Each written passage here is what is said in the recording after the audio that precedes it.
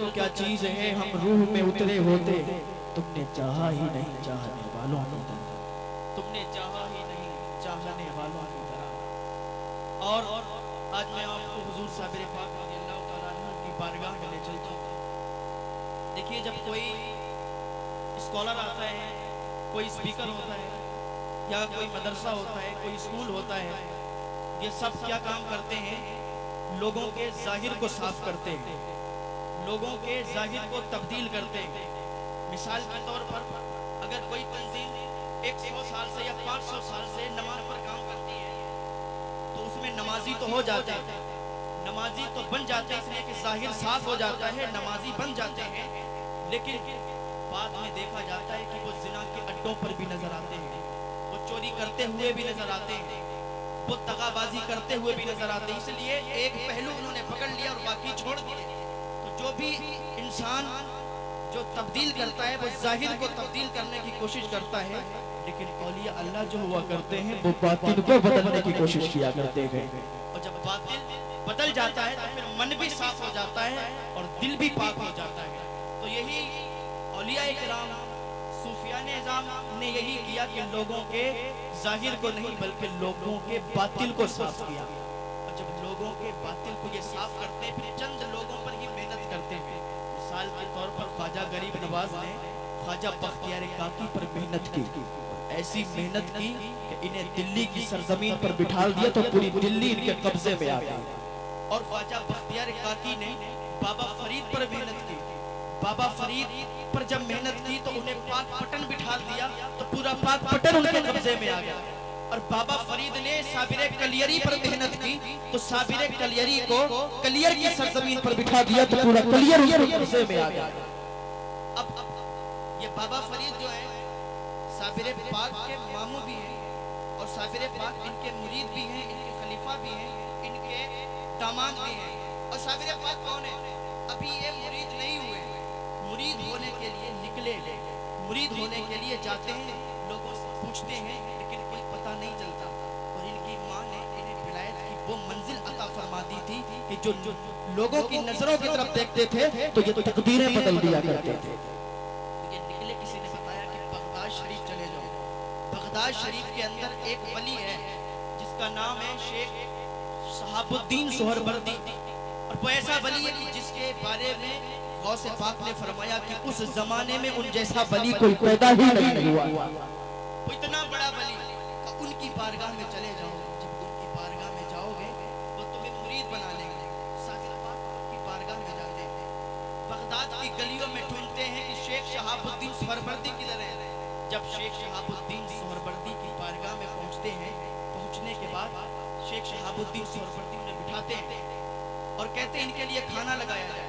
वो तो वलियों की जमात वहां पर भी मौजूद होती थी, क्योंकि इतना बड़ा वली, उसके दरबार में वलियों की जमात भी थी और लोग मौजूद थे। साबिर पाक के ये खलीफा, साबिर पाक के ये भांजे बाबा फरीद, साबिर पाक इनके साबिर पाक दामाद हैं बाबा फरीद के। बाबा फरीद गए वहां पर, तो जैसे ही वहां पर पहुंचे तो दस्तरखान लगा हुआ, बाबा फरीद दस्तरखान पर बैठ गए और सारे लोग बैठे थे। बाबा फरीद ने कहा हाथ धुलवाए जाए, तो एक कनीज आई हाथ धुलवाने के लिए। बाबा फरीद हाथ धोने लगे, सबने हाथ धोए, बाबा फरीद भी हाथ धोने लगे। तो बाबा फरीद की नजर उस कनीज के ऊपर पड़ गई। जब उसके ऊपर पड़ी तो बाबा फरीद उसकी तरफ देखने लगे। अब जिसकी जितनी नजर होती है वो उतना ही सोचता है, जिसकी जितनी निगाह होती है वो उतना ही सोचता है। तो बाद लोग कहने लगे कि देखो आया कितनी बड़ी बारगाह में, थोड़ा इको और कम कर दें, देखो आया कितनी बड़ी बारगाह में। और एक कनीज को इतने बड़े वली की बारगाह में आके कनीज को देखता है, एक कनीज की तरफ नजरें किए हुए है, कैसे शर्म नहीं आती, कैसे पता नहीं है कि बहुत बड़े वली की बारगाह है। बाबा फरीद उसकी तरफ देख रहे हैं और हाथ धुल रहे हैं। पानी इको कम कर दे मेरे भाई, पानी गिर रहा है और ये नजरे में नजरें मिलाए हुए हैं। इधर कहने लगे दो जुर्म कर रहा है ये। और बाबा फरीद का नाम फरीद नहीं था, इनका नाम मसूद था। का मसूद दो जुर्म कर रहा है, एक तो पानी पर बात कर रहा है, दूसरा इस लड़की को देख रहा है। अभी क्या हुआ कि खाना तैयार था, इधर पानी भी खत्म हो गया, हाथ धुल गए, खाना खाने लगे। एक से रहा नहीं गई, उसने कहा फरीद तुझे शर्म नहीं आती, तो इतनी बड़ी बारगाह में आया है, इतने बड़े वली की बारगाह में आया है और उनकी कनीज को तू नजरें बिठा के देखता है, उनकी कनीज की तरफ तेरी नजरें लगी हुई है। तुझे पता नहीं है कि किसी औरत को एक नजर देखा नहीं जाता, तू उनकी बारगाह में आके उन्हीं की कनीज को ताड़ता है। बाबा फरीद को जला लाया। बाबा फरीद खड़े हुए का नफ्स के पुजारी सुन, मैं इसकी तरफ तो देख रहा था, मैंने देखा था इसकी नजरों में, लेकिन मेरी नजरें इसकी आंखों में नहीं जमी थी। जब मैंने इसकी तरफ देखा था तो नजरें इस पे नहीं थी, बल्कि नजरें लोगों महफूज पर पहुंच गई थी। और मैंने देख लिया था कि इतने बड़े वली की बारगाह की कनीज, और मैंने देखा था कि इसकी तकदीर में जहन्नमी लिखा गया कि ये जहन्नमी है, ये जन्नती नहीं है। तो मैंने सोचा इतने बड़े वली की बारगाह की कनीज, और ये इतने सालों से यहाँ लोगों की खिदमत करती है, और ये जहन्नमी हो, क्या मुझे गवारा नहीं हुआ। मैंने इसकी तकदीर को ढूंढना शुरू किया। उधर तकदीर को ढूंढ रहा था, इधर हाथ ढूंढ रहा था, उधर तकदीर भी ढूंढ गई, इधर हाथ भी ढूंढ गए। और जैसे मैंने देखा था इसकी तकदीर ढूंढी तो अब ये जन्नती हो गई है, अब ये जहन्नमी नहीं बची है, अब ये जन्नती हो चुकी है। तो किसी ने कहा था निगाहे वली में वो तासीर देखी, बदलती हजारों की तकदीर देखी। निगाहे मर्द मोमिन से बदल जाती है तकदीरें, जो वो ज़ौक़े यकीन पैदा तो कट जाती है जंजीरें। अभी शेख शहाबुद्दीन सोहरवर्दी खड़े हो गए और कहा फरीद अब तुम हमारी बारगाह से चले जाओ, हम तुम्हें मुरीद नहीं कर सकते। बाबा फरीद भी खड़े हो गए, कहा मुरीद क्यों नहीं कर सकते, मुझमें ऐसी कौन सी गलती हो गई, मुझे क्यों मुरीद नहीं करना चाहते।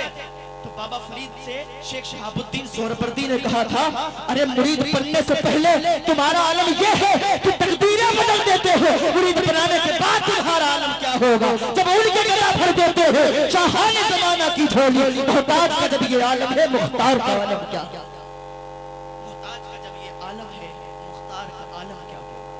तो मैं बात अर्ज कर रहा था हुजूर साबिर पाक, क्योंकि ये जलसा हुजूर साबिर पाक के नाम से मंसूब है। हुजूर साबिर पाक पर बाबा फरीद ने मेहनत की और इनको कलियर की सरजमीन पर भेज दिया। जब बाबा फरीद ने साबिर पाक को कलियर की सरजमीन पर भेजा तो ये कलियर की सरजमीन पर आए। वहाँ पर लोगों में क्या था, एक तबका मालदार था, एक तबका गरीब था, लकड़ियाँ काट के अपना गुजारा करता था बेच के। तो जो मालदार तबका था उसने बड़ा गलत रवैया इख्तियार किया हुआ था। वो मस्जिद थी, मस्जिद में आते थे, अपने मुसल्ले बिछाया करते थे, और जब टाइम होता वो नमाज के लिए मुसल्लों पे खड़े हो जाया करते थे। हुजूर साबिर पाक जब आए थे गुलजारी के घर रुके। गुलजारी थी, उसका काम था तेल बेचने का, उसके शौहर उसके बेटे का काम था तेल बेचने का। गुलजारी के घर रुके हुजूर साबिर पाक, और मस्जिद में जुमा का दिन आया तो नमाज पढ़ने के लिए गए। कम कर दीजिए, इसकी कहाँ गई इको वाले, क्योंकि इको में मैं नहीं पढ़ रहा। तो हजरत साबिर पाक जुमा के दिन गए मस्जिद में, जाने के बाद अगली सब पर बैठ गए। तो वो काजी तबर्रुक था, वहाँ का इमाम था। काजी तबर्रुक ने पूछा तुम कौन हो, कहा मैं अली का बेटा हूँ, मैं अली का बेटा हूँ, नमाज पढ़ने के लिए आया हूँ, और तुम मुझे इजाजत दो कि मैं खुतबा पढ़ूंगा, मैं तकरीर करूंगा, लोगों को हिदायत दूंगा, लोगों को समझाऊंगा। उसने कहा कि तुम नहीं पढ़ सकते, इसलिए यहाँ पर सब मेरा है और मैं ही तकरीर करूंगा। कहा अच्छा, कहा तुम जाओ पीछे बैठो जाके। हुजूर साबिर पाक को पीछे वापस कर दिया, वापस मस्जिद के बाहर कर दिया। हुजूर साबिर पाक हसरत भरी निगाहों से देखने लगे कि जुमा हो रहा था, जुमा की नमाज लोग पढ़ रहे थे, लेकिन साबिर पाक को बाहर कर दिया। साबिर पाक ने अल्लाह की बारगाह में अरीजा पेश किया, मौला दीन लाने वाले मेरे नाना, मस्जिद मेरी और मुझे ही मस्जिद से बाहर कर दिया गया, ये क्या बात हुई। साबिर पाक आ गए, आपने नमाज पढ़ी, नमाज पढ़ने के बाद बाबा फरीद को एक खत लिखा।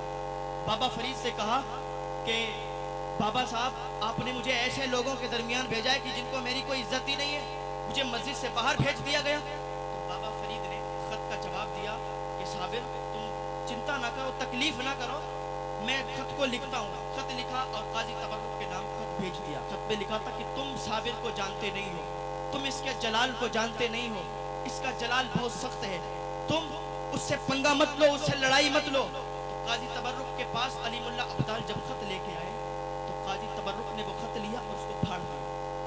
कौन है बाबा फरीद और कौन है साबिर, मैं किसी को नहीं जानता, यहाँ पर सिर्फ मेरा राज है और मैं ही यहाँ पर हूँ जो कुछ हूँ।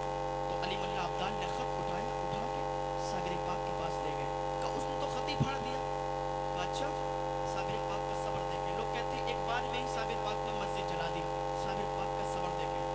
साबिर पाक ने खत और लिखा और कहा बाबा साहब आपने जो खत लिखा था वो इसने फाड़ के फेंक दिया है।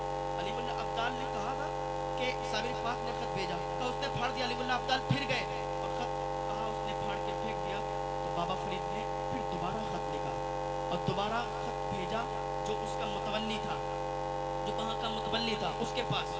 कहा ऐसा है तुम साबिर को जानते नहीं, जब उसको जलाल आ जाएगा तो फिर कोई रोक नहीं पाएगा, और तुम उसके खत को फाड़ रहे हो, तुम उसको मत सताओ, उसको मत तकलीफ पहुंचाओ, वरना उसको जब जलाल आएगा तो कोई नहीं रोकता है। तो वो डर गया। डरने के बाद काजी तबर्रुक के पास आया, कहा देखो ये साबिर अली का बेटा है और जब इसको जलाल आएगा तो फिर कोई रोक नहीं पाएगा। ये खत बाबा फरीद ने लिखा है। तो उसने फिर फाड़ दिया। कौन है बाबा फरीद? मैं नहीं जानता, जो होगा देखा जाएगा। बोले तुम डरते हो, तुम डरते हो? नहीं नहीं, ये जादूगर है। साबिर पाक कहा साबिर पाक जादूगर है? तो साबिर पाक का सबर देखो। तीसरी मर्तबा साबिर पाक ने फिर खत लिखा और फिर बाबा फरीद के पास पहुंचाया। अब सबर देखो साबिर पाक का। बाबा फरीद ने फिर खत पढ़ा और तीसरी मर्तबा बाबा फरीद ने खत वापस किया और कहा साबिर ये तेरी बकरी है, कलियर तेरी बकरी है, चाहे तो इसका दूध पी, चाहे तो इसका गोश्त खा। हुजूर साबिर पाक के पास जब ये खत पहुंचा तो हुजूर साबिर पाक ने खत पढ़ा और खत रखा। अब साबिर पाक को जलजला आया, अब साबिर पाक को जलाल आया, धरती हिलने लगी, धरती कांपने लगी। वो मुतवल्ली था, वो डर गया।